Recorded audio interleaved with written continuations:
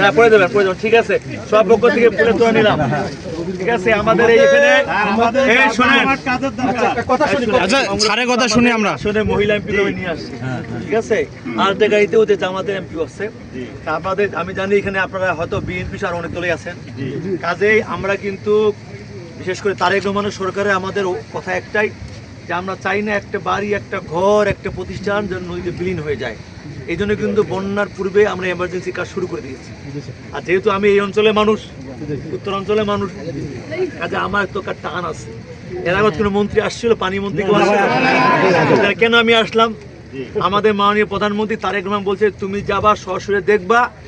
একদম স্থায়ীভাবে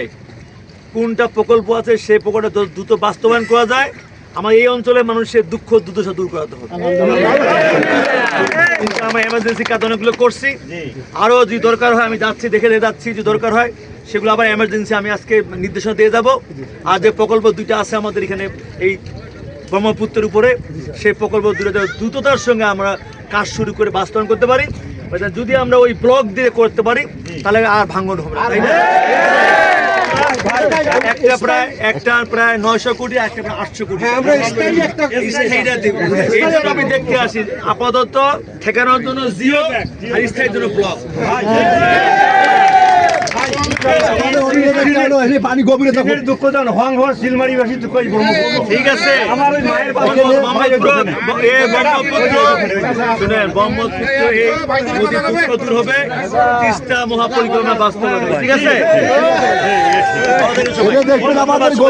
গভীরতা খুব আমাদের 40 ফিট 60 ফিট গভীর স্যার এখানে 40 মিটার পর্যন্ত গভীর ঠিক আছে আমাদের মাননীয় প্রধানমন্ত্রীর পক্ষ থেকে আপনাদের সবাইকে ধন্যবাদ দিলাম কৃতজ্ঞতা দিলাম ওনার পক্ষ থেকে আপনাকে সবাইকে সালাম দিলাম ঠিক আছে দোয়া করবেন আল্লাহ তাআলা হেফাজত রাখে এবং এইভাবে যেন দেখেন কাজ কথা আছে জি বলেন এই যে সামনে যে চরটা দেখা যাচ্ছে চরের সামনে আরেকটা পিটুসে চর পড়ে গেছে আমরা চাই আপনারা সংশ্লিষ্ট মন্ত্রণালয়ের সকল মন্ত্রী বসে একটা সুন্দর একটা ড্রেজিং এর ব্যবস্থা করে দিয়ে এই সড়কটাকে ডাইভার্ট ড্রেজিং এর কাজ কি দেবে আমাদের মন্ত্রণালয় বুঝছেন নৌ পরিবহন মন্ত্রণালয় তারপরও শুনেন তারপরও আপনাদের বিষয়গুলো আমাদের যেহেতু আমি ডিজি সাহেবকে নিয়ে আসছি ইঞ্জিনিয়ার চিফ ইঞ্জিনিয়ারকে নিয়ে আসছি তত্ত্বাবধায়ক প্রকৌশলীকে নিয়ে আসছি একজন ইঞ্জিনিয়ারকে নিয়ে আসছি আমাদের ডিসি মহোদয় আছেন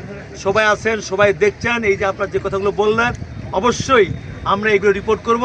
এবং সেই হিসাবে কাজগুলো করব ঠিক আছে খালি মনে রাখবেন আমার সরকারের মেয়াদ কেবল 5 মাস পার হয়ে 17 বছর দেশটা শেষ করছে এই কাজ করার কারণে স্যার আসলে আর শুনেন আমি তো বলছি আমাদের মাননীয় প্রধানমন্ত্রী বলছে আমরা দুর্নীতিকে প্রথমে সহনীয় পর্যায়ে নিয়ে আসবো পর্যায়ে নিয়ে দেবো ঠিক আছে আমাদের ওই সুযোগ নাই যে পানি ভবন ওই যে বস্তা ফেলাবে 100টা বিল করবে 200টাই সুযোগ নাই ওজন দিবে 175 কেজি 160 কেজি দিতে পারবে না 175 কেজি দিতে হবে এইগুলো প্রত্যেকটা জিনিস আপনারা বুঝাই নেবেন এই প্রত্যেকটা টাকা আপনার আপনি আপনার টাকা সরকার মানে কি জনগণ তাই না কাজেই প্রত্যেকটা কাজ আপনারা একদম বুঝাই নেবেন আপনাদের নৈতিক দায়িত্ব এবং কর্তব্য ঠিক আছে মাথা রেখেন খালি ইঞ্জিনিয়ারের উপর আর ঠিকাদারের উপর ছেড়ে দিয়েন না ওনারাও পরিশ্রম করতেছে স্যার সেটা হলো ওনারাও না সে ঠিক আছে কিন্তু ওনাদের উপর ছেড়ে দিবেন না আমাদের দায়িত্ব আছে ঠিক আছে সেই দায়িত্ব পালন করবে ঠিক আছে ইনশাআল্লাহ সবাই ভালো থাকবেন সুন্দর থাকবেন ঠিক আছে আসসালামু আলাইকুম আসসালামু আলাইকুম